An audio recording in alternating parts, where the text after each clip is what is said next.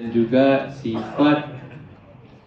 sifat risaunya Rasulullah Sallallahu Alaihi Wasallam.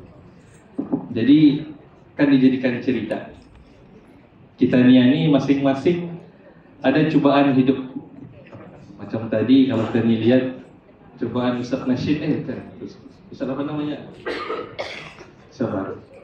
Kadar. Yang tadi selawat, cobaannya barangkali macam keran kakinya atau cobaan hidup. Jadi masing-masing ada cobaan hidup. Ada orang cobaannya barangkali di malam bakas meratapi kekalahan. Ya. Kekalahan apa nih? Dipukul lah. No, pas saja mengacau Ustaz Gigi satu. Jadi ini cobaan hidup juga. Macam-macam lah cobaan hidup. Ada orang cobaan hidupnya barangkali di keuangan, cobaannya barangkali ada di kerja. Ada orang cobaannya barangkali masalah dengan apa sajalah kehidupannya, cobaan yang diberikan oleh Allah Subhanahu Wa Taala pada setiap orang itu. Kenapa? Pasal cobaan ini dijanjikan oleh Allah Subhanahu Wa Taala akan diberikan kepada setiap orang yang beriman. Di dalam Al-Quran Allah Subhanahu Wa Taala berfirman, "Ahasiban nasu ayyutraku ayyakulu amanna wa hum la yuftanun." Adakah orang yang mengatakan saya beriman ini akan dibiarkan cuma saja tanpa ada cobaannya?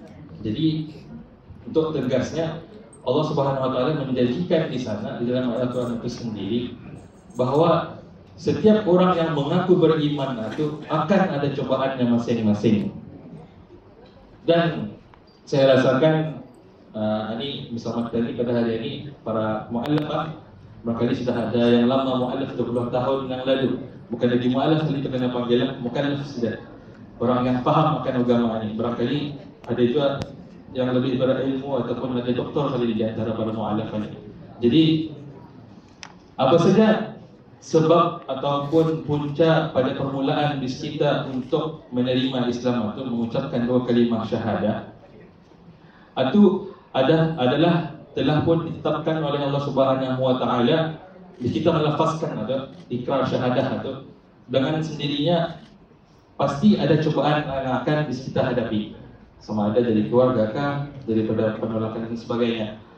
Dan itu sudah janji Allah Taala. Kan halnya setiap cobaan ini, ia walaupun kadang-kadang kita ini anggap ia berat pada pandangan mata kita ini, ia adalah sesuatu yang tidak dapat kita ini pikul. Allah Subhanahu Wa Taala berfirman juga di dalam surah di dalam Al-Quran, la yukallifullahu nafsan illa wus'aha. Allah tidak akan membebani seseorang itu melebihi daripada kemampuannya untuk menghadapi cobaan itu. Jadi itu sudah janji Allah Taala.